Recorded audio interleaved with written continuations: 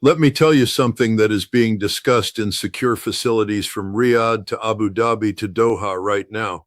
Something that every energy minister, every defense planner, every shipping executive in the region understands with absolute clarity, but that Western governments are desperately trying to avoid acknowledging publicly. The Strait of Hormuz, the narrow waterway that has been treated as effectively American-controlled international waters for the past 4 decades, is now under Iranian operational control. Not de jure control through formal declaration, not temporary control pending diplomatic resolution. Operational control, meaning that commercial shipping, military transit, energy exports, everything that moves through that choke point now moves with Iranian permission, under Iranian monitoring, and subject to Iranian rules of engagement that were established not through negotiation, but through demonstrated capability. This is not analysis. This is not projection. This is documented fact based on operational patterns that have emerged over the past 6 months and that represent the most significant shift in regional power dynamics since the 1979 revolution. And having spent years as a weapons inspector, having analyzed strategic transitions across multiple theaters, I can tell you that what we are witnessing in the Strait of Hormuz is not a crisis that will be managed back to the status quo ante. This is a new equilibrium. This is a framework that Iran has imposed through superior positioning, through capability demonstration, and through the calculated exploitation of every constraint that limits American response options. Here is what the new Hormuz framework actually looks like in practice, because the operational details matter.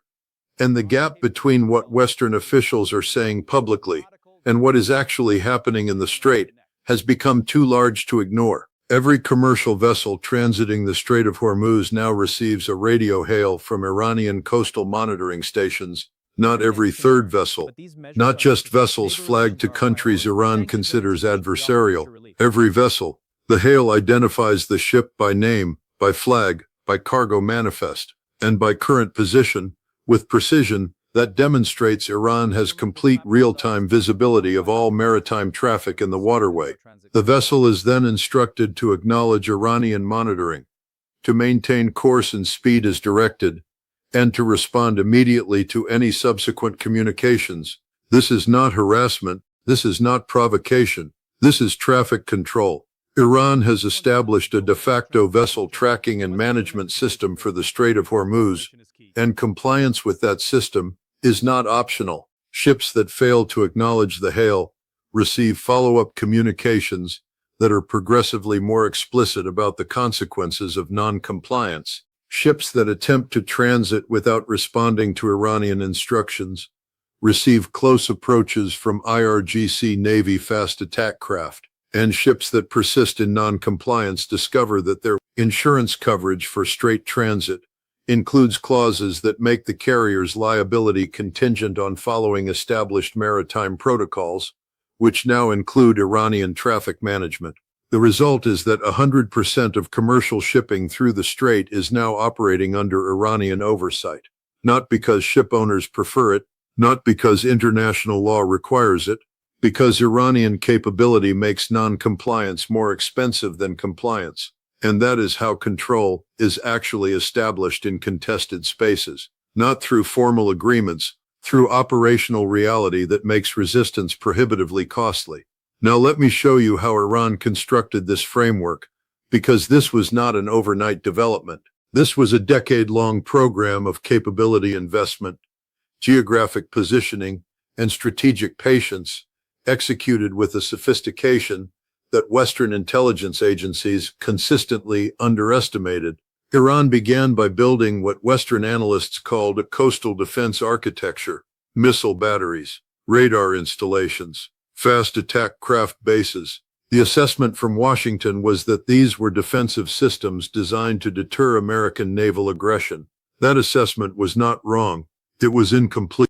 Those defensive systems were also the foundation for an offensive capability designed to deny American operational freedom and establish Iranian control. The missile batteries positioned along the northern coast of the Strait are not just anti-ship weapons. They are enforcement mechanisms, Any vessel operating in the strait is within range of multiple Iranian missile systems simultaneously. The radar installations that Western assessments described as early warning systems for Iranian territory are also tracking systems that provide continuous coverage of all maritime traffic. The fast attack craft bases that were categorized as patrol assets are actually rapid response forces capable of intercepting any vessel within 30 minutes of departure from port. Iran did not build a defensive architecture and then later adapt it for control. Iran built a control architecture and marketed it to Western intelligence as defensive to reduce the pressure for preemptive American strikes. And the genius of the design is that it operates below the threshold that would justify kinetic American response. Iran is not sinking ships. Iran is not boarding vessels. Iran is not firing on commercial traffic. Iran is managing it, and managing international waters, while arguably a violation of freedom of navigation principles, is not an act of war that gives the United States clean legal justification for military action. Iran has constructed a framework that asserts control while denying the United States the incident that would legitimize escalation. Let me take you inside the strategic calculation that led Iran to this moment, because understanding why Iran chose this path matters for understanding where this goes next. Iran spent the 1980s and 1990s watching the United States establish military dominance across the Middle East. Desert Storm demonstrated that American conventional military superiority made direct confrontation suicidal. The 2003 Iraq invasion demonstrated that American willingness to employ that superiority was not constrained by international opinion or regional concerns. And the decades of sanctions demonstrated that economic pressure would not produce regime change in Tehran, but would radicalize Iranian strategic planning toward asymmetric responses. The question Iranian strategists asked was simple: how do we neutralize American military advantage without fighting a conventional war we cannot win? The answer was equally simple: control the choke point. Make American military presence in the Persian Gulf contingent on Iranian forbearance. Force Washington to choose between accepting Iranian regional influence or escalating to a conflict whose costs exceed any conceivable benefit, and make that choice so unattractive that acceptance becomes the only rational option. That strategy required two things. First, the capability to credibly threaten American naval forces and commercial shipping simultaneously. Second, the geographic positioning to make that threat persistent and inescapable. Iran achieved the first through drone swarms, anti-ship missiles, and mine warfare capabilities that we have discussed extensively. Iran achieved the second through simple geography. The Strait of Hormuz at its narrowest point is 21 miles wide. The Iranian coastline dominates the northern approaches, and there is no alternate route for Persian Gulf energy exports that does not add massive costs and transit times. What Iran constructed over 2 decades was a strategic trap. The more dependent global energy markets became on Persian Gulf oil, the more leverage Iran acquired through strait control. The more the United States committed to protecting that flow, the more constrained American military options became. And the more Iran demonstrated capability to disrupt the flow, the more regional actors understood that their economic security required accommodation with Tehran rather than reliance on Washington. Now here is where this framework produces consequences that extend far beyond the immediate geography of the strait. Every regional government that depends on energy exports through Hormuz has just learned that their economic lifeline runs through Iranian-controlled waters. Saudi Arabia exports 7 million barrels per day through the strait. The UAE exports 2.5 million barrels per day. Kuwait, Qatar, Iraq, all dependent on Iranian forbearance for their primary revenue source. That is not a security relationship. That is a dependency relationship, and dependency relationships create incentives for accommodation that military alliances cannot overcome. You are already seeing this play out in regional diplomacy. Saudi Arabia, which spent years backing maximum pressure campaigns against Iran, is now engaged in direct talks about security arrangements in the Gulf.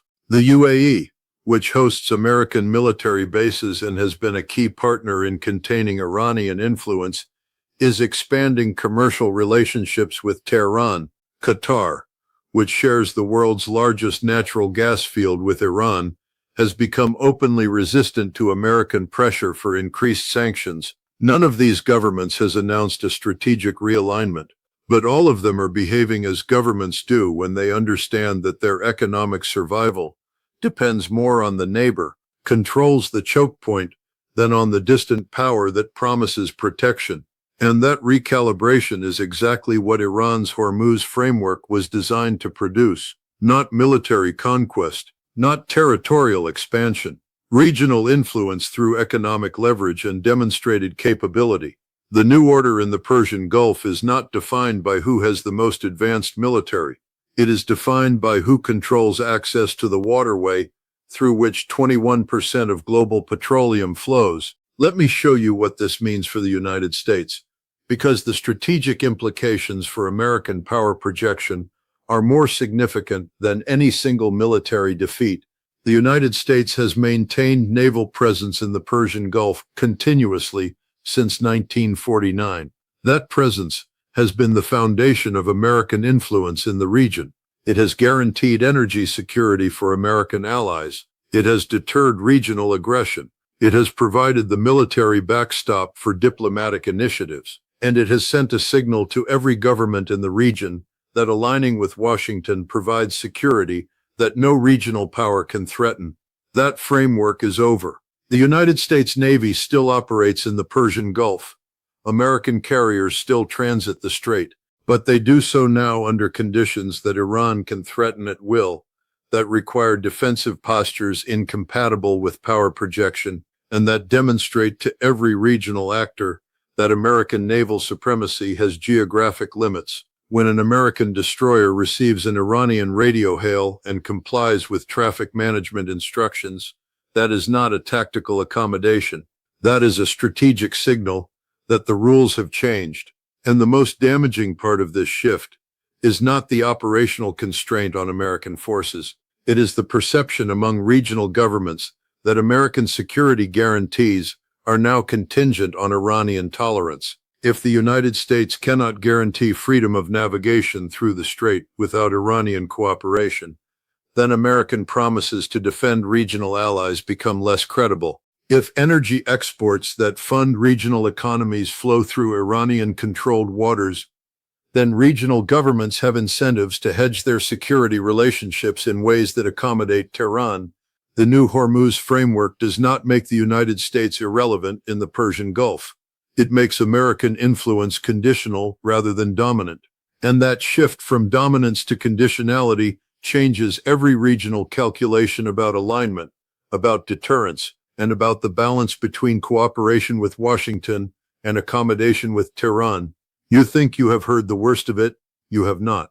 Because what I have not yet told you is what this framework means for global energy security and why the economic consequences of Iranian strait control extend far beyond the Middle East. 21% of global petroleum transits the Strait of Hormuz. That includes crude oil, refined products, liquefied natural gas, and petrochemicals. That flow is not easily replaced. There are no pipelines with capacity to reroute Persian Gulf production overland. There are no tanker fleets positioned to replace strait traffic through alternate routes. If Iran closes the strait, global energy supply contracts by 1/5 overnight. But here is what makes the new framework more destabilizing than outright closure would be. Iran does not need to close the strait to achieve strategic objectives.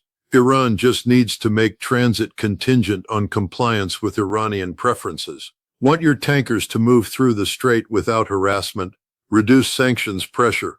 Want commercial shipping to continue uninterrupted, limit military cooperation with Israel. Want energy security for your economy. Adjust your regional policies to accommodate Iranian interests. This is not hypothetical leverage. This is operational reality that is being tested right now through Iranian traffic management.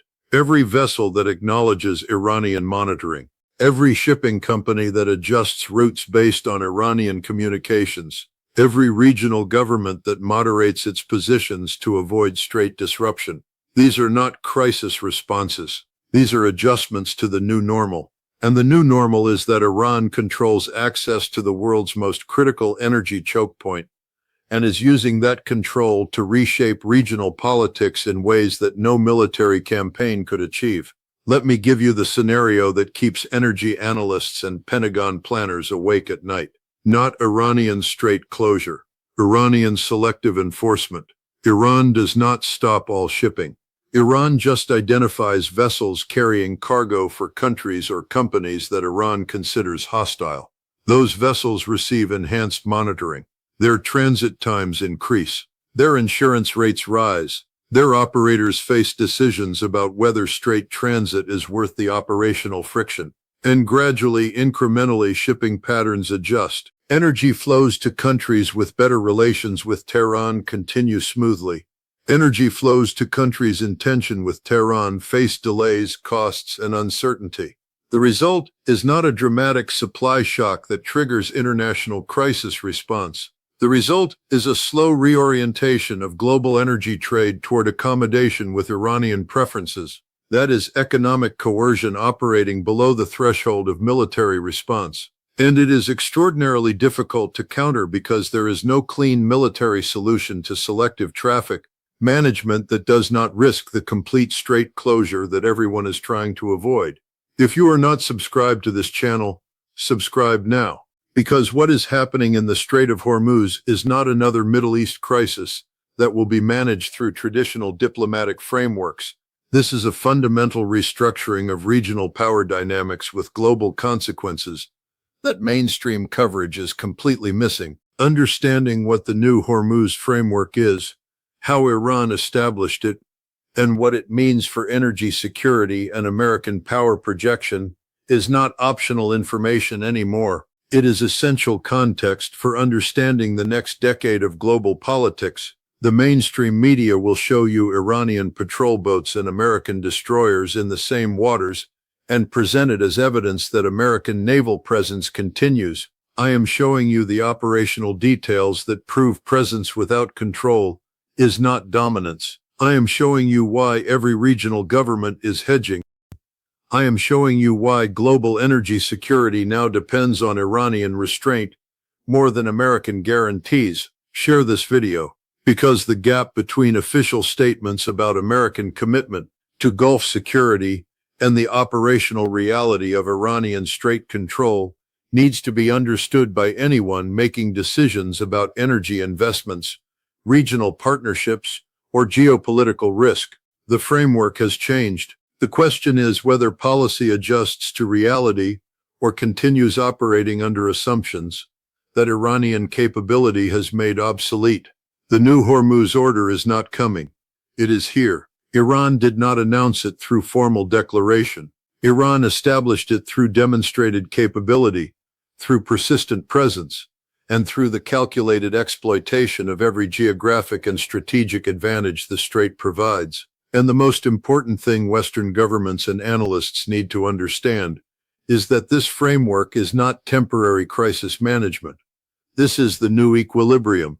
This is what the Persian Gulf looks like when a regional power with patient strategic planning, sophisticated asymmetric capabilities, and geographic advantage establishes control over a choke point that the global economy cannot function without.